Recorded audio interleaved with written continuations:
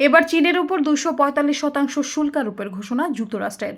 চীনের সঙ্গে স্মরণকালের সবচেয়ে জটিল বাণিজ্য যুদ্ধ শুরু করেছে যুক্তরাষ্ট্র। আর এই বাণিজ্য যুদ্ধে শুল্ক আরোপকে প্রধান হাতিয়ার হিসেবে বেছে নিয়েছে ট্রাম্প। বেইজিংকে ধরাশায়ী করতে এবার চীনা পণ্যে 245% শুল্ক আরোপের ঘোষণা দিয়েছে তিনি।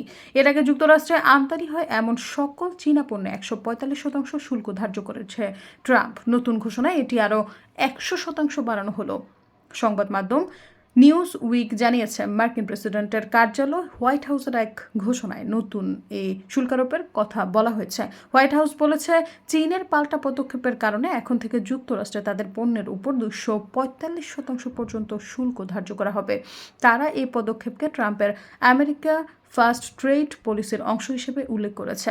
ডোনাল্ড ট্রাম্প দ্বিতীয় মেয়াদে প্রেসিডেন্টের দায়িত্ব গ্রহণের পর মার্কিন অর্থনীতির আধিপত্যের জায়গা আবার ফিরিয়ে আনতে চাইছেন। সেজন্য ইতিমধ্যে বড় ধরনের শুল্ক পরিকল্পনার ঘোষণা দিয়েছেন তিনি। বিভিন্ন দেশ থেকে যুক্তরাষ্ট্রের পণ্য আমদানির উপর 10% থেকে শুরু করে 150% পর্যন্ত শুল্ক আরোপ করেছে ট্রাম্প।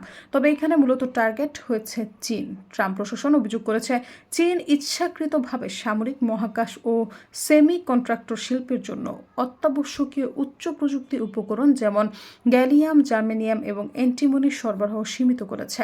সম্প্রতি চীন 6টি ভারী বিরল মৃত্তিকা ধাতু ও বিরল মৃত্তিকা চুম্বকের রপ্তানি স্থগিত করেছে।